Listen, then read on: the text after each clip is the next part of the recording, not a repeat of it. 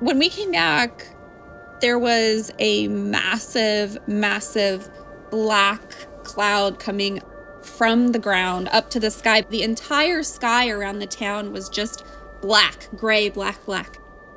When Jess says we came back, she means back home, to East Palestine, Ohio, after they'd been told it was safe, or safe enough. A state of emergency was declared in Ohio after a train derailment and fire Friday night. Fire crews from 3 states rushed to the scene. In total, 50 cars came off the tracks, and of those, 4 were carrying vinyl chloride. I was upstairs. It was a seemingly normal Friday night, and I just kept hearing all of these sirens, and it was like 10 minutes and 20 minutes, and, they were just going up and down the road, and I went downstairs to my partner, and I said, hey, what's going on? Because he actually used to work for the fire department, and he said there's been a really big train derailment, and there's a big fire. And so we turned on the news and we sort of started figuring out that it was kind of a big deal. In the days that followed, the people of East Palestine were told to shelter in place. Which means to turn off your HVAC, close the windows, close the doors. It would not have been safe for us to turn off our heat. It would not have been practical or really even possible for us not to take our dogs outside to use the bathroom. And we were shelter in place for 4 days. At the same time, officials announced what they called a controlled release. This morning, a cloud of uncertainty in eastern Ohio. Evacuation orders followed. At first, within a 1-mile radius. And then that turned into a square. And then it turned into a 1 mile by 2 mile rectangle that was vertical. And then it was horizontal. And then they started picturing this sort of oblong, like oval shape based on the weather. So here's Jess at the 2-mile mark, still technically under an order to shelter in place, asking, should I stay or should I go? And the answer keeps changing. About a half an hour before the vent and burn on Monday, February 6th, I panicked because the evacuation zone kept changing. And so I had my 3 kids at home and I said, guys, grab your toothbrushes, take a blanket. I don't even know what I put in the bag. I was frantic. Like, get out of here. But the kids were like, okay, what's going on? They had no idea or seemingly no idea what was going on. And I'm so grateful for that as well, that like my outward appearance to them did not cause them to panic or get upset. And I just threw everything in a bag and popped the kids in their car and their seatbelts and their safety seats. And we drove west out of town. And we were only gone for a few hours. But yeah, when we came back, it was really difficult. We came back around like 5:30, 6 o'clock. We had heard that the vent and burn was a success, which is such an awful term that I hear now. And I think about, what does success mean? Officials said that although it was considered a last resort, the detonation went, quote, perfect. We're going to get the latest now on the train derailment in Ohio, where a controlled burn of the toxic chemicals to prevent a catastrophic explosion has gone as planned. It looked like a black mushroom in the air. A hazmat member from Stark County tells me this was in an as controlled environment as it could have been, which is why it was their best option. But Jess says that's when she started to notice the smell. And so that stench, that chemical smell that like sticks to your eyes and in your ears and you can't get it out of your throat, that it sends those warning signals like, I shouldn't be around this. Like your body knows before you do that something is wrong. I wish I would have taken more pictures. I wish I would have documented how we felt in those moments, because we didn't realize, still even then, I think, what a big deal it was, because we were told this is the solution. The solution to something that I think most of us would call an emergency. And when I think of an emergency, I tend to think of something that's supposed to trigger a certain kind of response. one that's fast, decisive, well-resourced. But in practice, not all emergencies are treated the same. And the differences can tell us a lot about how our system actually works. Today on Things That Go Boom, what an emergency actually looks like when you're living through it, and what happens when the system that's supposed to respond doesn't work the way we're told it does.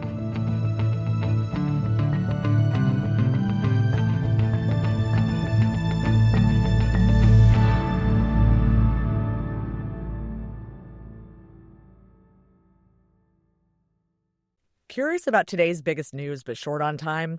Yeah, me too. And that's why I start my mornings with Consider This from NPR. Because right now there is a lot going on. And headlines alone, they just don't cut it. I want to understand what's actually going on and what it means for all of us. And that's what Consider This does so well. Every episode takes one major story, whether it's new AI regulation, shifts in U.S. immigration policy, or the latest escalation overseas, and breaks down not just what happened, but why it matters. And they do it all in under 15 minutes.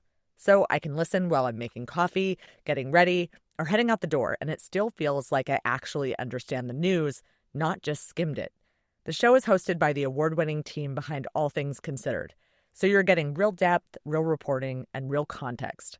If you're curious but don't have a ton of time, Consider This has you covered. Follow NPR's Consider This podcast and keep asking why.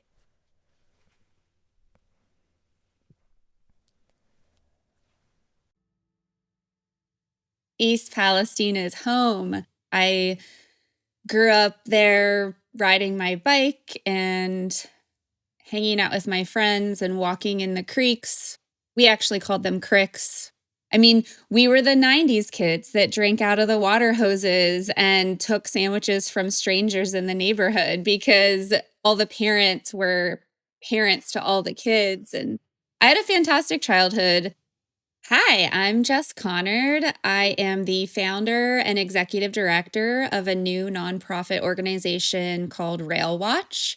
I am an East Palestine, Ohio native, was a multi-generational resident there, grew up there, and now here I am. In the weeks after the derailment, Jess started asking questions. The kind of questions that you ask when something just doesn't add up. Tonight, pretty stunning video raising a lot of questions, especially for people in East Palestine, Ohio. As you can see, sparks and flames underneath this Norfolk Southern train, and this was 20 miles before it derailed. Were you warned?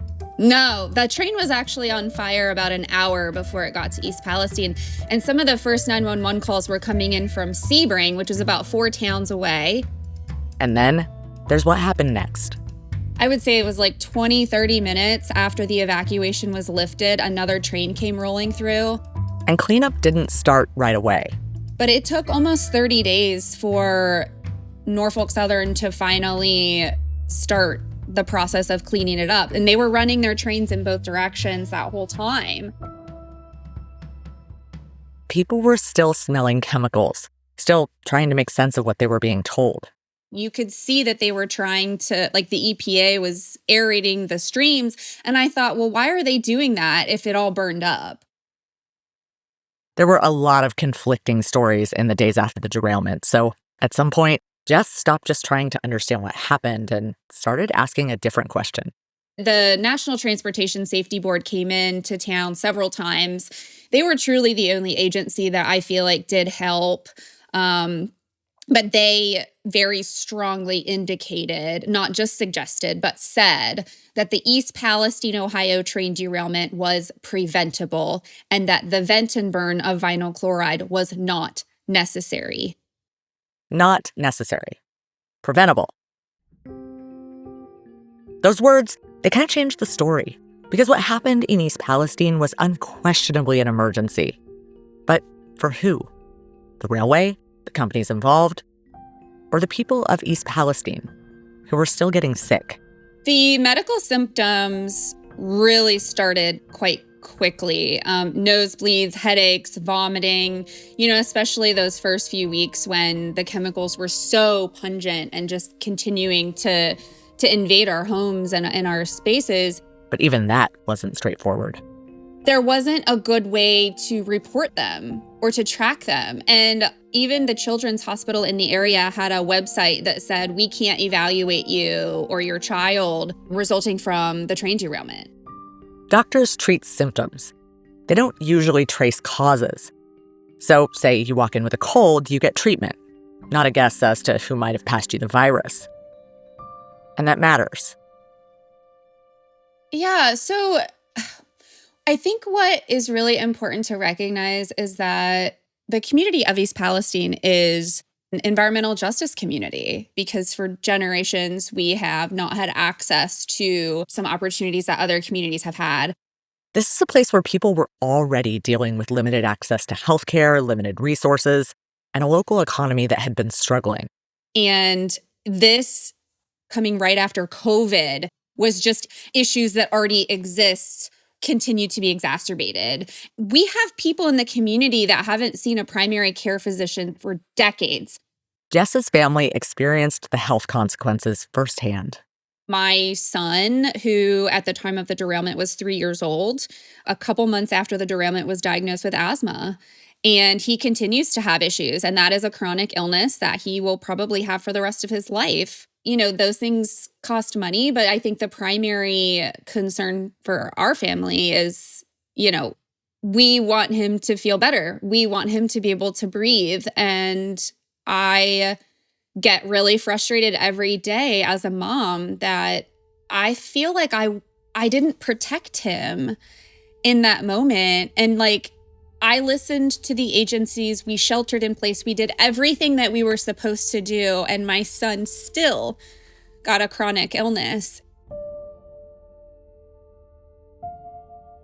For Jess, this didn't end when the cameras left. A year after the derailment, she and her family decided to test the air in their home.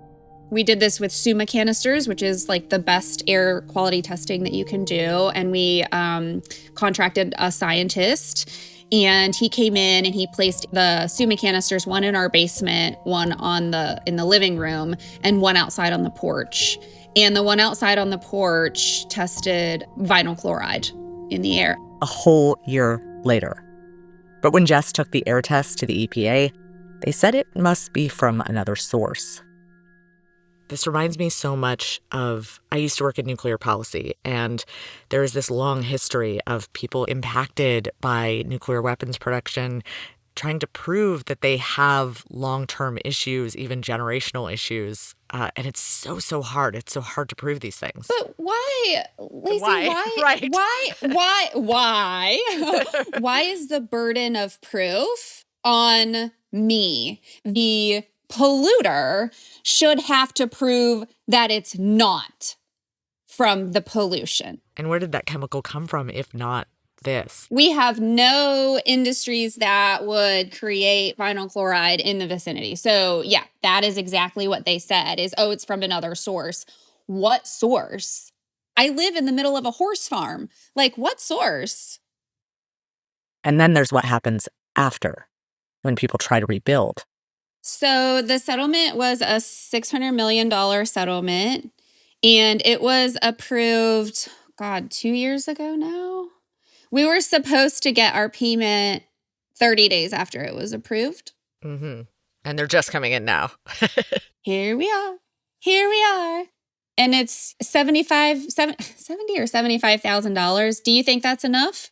Is that enough to buy a house? No. After we spoke, I kept coming back to something that Jess said. We did everything that we were told to do. Because that's what you're supposed to do in an emergency, right? You listen, you follow instructions, you trust the system. But if you zoom out from East Palestine for a second, there's a bigger question underneath, which is what actually counts as an emergency in the eyes of the federal government? And when something is labeled that way, what kind of response does it unlock? That's after the break.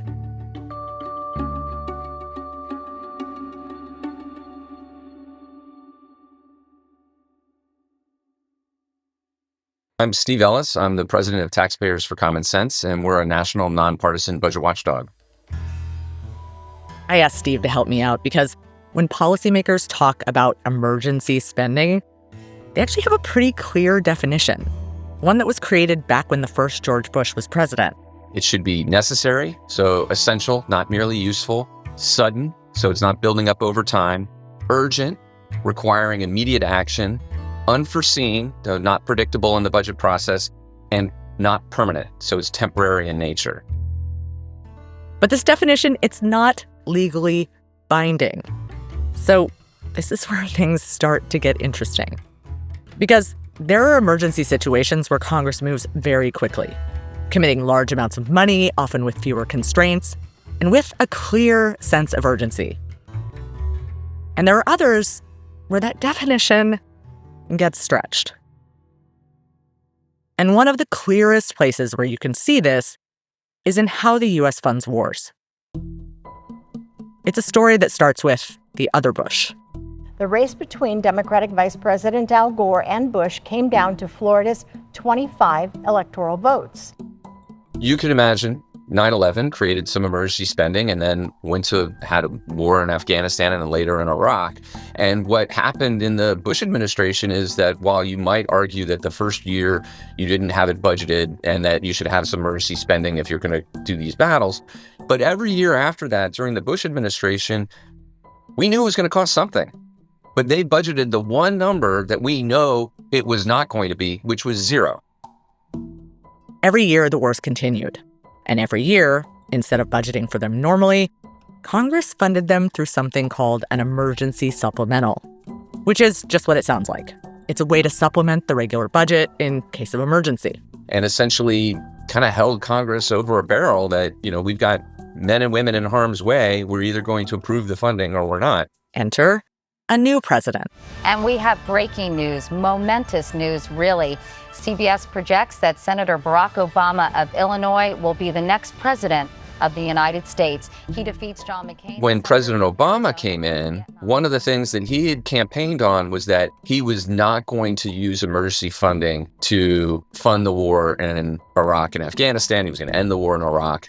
But what they did is they just picked a different dodge. It was 2011. Tea Party Republicans had taken control and they were ready to tackle the deficit. So they passed something called the Budget Control Act.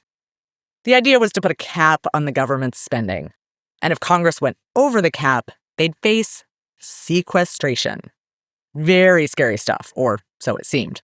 Sequestration was this big, bad budget mechanism that would automatically and sort of arbitrarily cut the budget down to size. It was this sort of Damocles that was over the head of Congress, but in reality, they kept amending the caps anyway. And so instead of being a sword, it was like maybe a Nerf sword or something like that. Congress never actually abided by the caps. Instead, they used a workaround, something called Overseas Contingency Operations, or OCO. So OCO really started the Overseas Contingency Operations account during the Balkan Wars in the 90s. And it just kind of was there. It was a transfer fund. You were supposed to be able to grab extra funding that hadn't been spent and you could dump it in there and it would fund other operations. OCO was ostensibly an emergency account, but every year, the president and Congress would stuff the extra money that they wanted into that account as part of the regular budget process, effectively skirting the caps. These are just, for lack of a better term, numbers on a spreadsheet, and they put them into different columns or categories. And so that was how they just put it in a column or a category that wasn't controlled by the BCA. I love that. It's like laws mean nothing. It's just put it over here. Yeah. It's so arbitrary. And I think to underscore how much of it was just a dodge to get around the BCA is that OCO evaporated once the BCA was not in existence. When it came down to it, OCO was just a way to pay for ongoing wars without having to make the same trade-offs. And when you do that, you lose oversight. We were shotgunning funds out to Afghanistan and Iraq in that time frame, and there's many evidences of abuse and waste that occurred. We had the Special Inspector General for both, there was one for Iraq reconstruction and one for Afghanistan, and they documented a lot of waste and a lot of problems of how that money was administered. Harvard professor Linda Bilmes coined the term ghost budget to refer to this time, because when she dug through those investigator general reports, one of the words that she found most frequently was the word ghost, as in We spent money on this, but it doesn't exist. And it's certainly in the fog of war that there is going to be a lot of waste, and there certainly was. And this is the part where I think it is easy to lose people, because it starts to sound abstract. Budgets, mechanisms, accounts. But the point is that when Congress wants to act fast and throw a lot of money at a problem, it can. And when it decides something is urgent, the money tends to show up. And to be fair, it's not just war that gets lawmakers going. Congress moved fast during COVID, for example, and Hurricane Katrina. But even then, not everyone experienced that response in the same way. Individual assistance through FEMA is capped at relatively low levels. We're talking at the max is like $40,000, and most people get like $11,000. And, your house gets flooded. You get $11,000. That isn't going to rebuild your home. That's not going to rebuild your life. Which brings us back to East Palestine. We know that an emergency at the federal level can move fast and at scale, with rules that can sometimes bend. But sometimes something feels like an emergency on the ground, but doesn't get treated that way in Washington. This is where the trade-offs come in. The thing is that, every dollar in the budget competes against every other dollar. And so that's one of the attractions of emergency spending, of moving it off the books, so to speak, not off of our deficit and debt, but off of the books that Congress is approving. And so it puts it in a more exalted status. And so that's one of the political trade-offs, kind of going back to the original guns versus butter. Essentially, if you're spending more money at the Pentagon, then that's less money potentially that's available unless you pile up more deficit spending for other things that society wants. Yeah. When billions of dollars move quickly for war, that's a choice. When a community struggles to get medical support after a disaster, that's also a choice. Not about whether the government can respond, but about when and for whom it decides to. Because we've already seen what it looks like when something is treated as urgent, how quickly the money can move and how flexible the rules can become. So, what does it mean when that same urgency doesn't show up here? Julia Gledhill is a budget expert at the Stimson Center in D.C., where, full disclosure, I used to work too. And she says that when it comes to national security spending, that urgency isn't always coming from the crisis itself. They are a mechanism to create false urgency around issues that we've created in order to achieve pre-existing goals. The label emergency can shape how we respond, even when the situation itself hasn't suddenly changed. One example is the Iran war supplemental. As we mentioned, the Pentagon is asking the White House for $200 billion in funding for its war against Iran. We have not yet received from the Pentagon the costs of the war. As far as $200 billion, I think that number could move, obviously. They have no idea what it is that it's actually going to cost to wage this war. And then, of course, you have all of the sort of ripple costs of carrying on with this conflict that are not just direct munitions costs. But even with so much uncertainty surrounding the war, the expectation is that Congress will move fairly quickly to approve some level of funding. Each year, tens of billions of dollars in Pentagon contracts flow to a small group of private companies. Sometimes more than half of all defense contracting is actually concentrated among just the top 5 firms. And emergency or supplemental spending can increase that flow. If you're arguing that the world is so scary that the United States is under such a serious threat today, in what circumstance would we do less? And there are none. There are none. Because the point is spending money. The point is extraction. The point is wealth transfer, in my opinion. So the question isn't just how much we spend. It's how we decide something is urgent enough to spend it and how hard we look at the money when we do. I asked Julie if it seems like Congress applies the same level of scrutiny to something like the Iran war request as it does to a major disaster. What I think you're getting at is the fact that, we have so many climate disasters and Trump gutted FEMA and will throw paper towels at people. And it's, what constitutes an emergency? Companies not making as much money as they ideally could be. And that difference, it can shape everything that comes next. Here's Jess again. So it is not a matter of national need or national economy. It's a matter of the rich people getting richer at the expense of the poor people paying with their health. Jess told me that, like many in East Palestine, her life never quite went back to the way it was before the train derailment. My life has never been the same. It was a complete pivot, a complete turning point. She started to work with other communities because what happened to her is still happening to other people. Yeah. One of the biggest takeaways that I really want listeners to hear is that the train derailment in East Palestine is not an isolated incident. Train derailments happen 3 times a day, and dangerous incidents at facilities or at pipelines, all sorts of industrial accidents happen all the time. You just do not hear about them. They happen all the time, many times a week. And when something goes wrong, the risk doesn't stay with the company. It lands on people like Jess. I have spent the last 3 years of my life working with both my community and other communities across the country who have experienced chemical disasters. And it is the same story every time. They are told the air is safe, the water is safe, everything's fine. And clearly it is not. No one should ever have to go through this. Train derailments are preventable, period. Train derailments are preventable. And we have agencies and systems in place that should have helped my community and did not. There are laws, programs, emergency provisions, things that are supposed to kick in when something like this happens.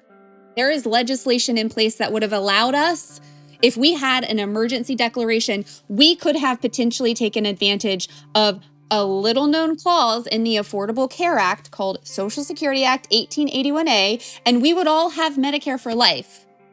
Because we pay taxes that then hire legislators, we vote them in to make these laws, to offer these services when things like this happen, and yet we don't get to use them. Why? What is the point of doing all of that if in the event of an emergency, you just leave the victims bleeding?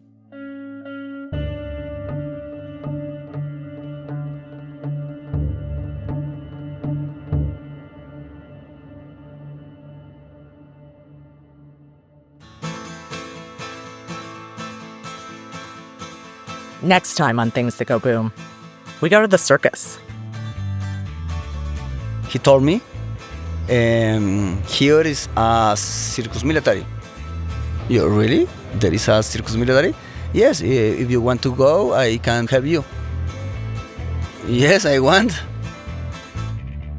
Things That Go Boom is distributed by Inkstick Media and PRX. This episode was produced by me and edited by Nico Bell. Our music is composed by Darian Schulman, and Computer City Productions makes our show sound its very best. Thanks to our supporters, the Carnegie Corporation of New York and Plowshares Fund, as well as the Cologne Foundation, Riva and David Logan Foundation, Craig Newmark Philanthropies, Prospect Hill Foundation, and the Jubitz Family Foundation. We'll see you right back here in 2 weeks for our next episode.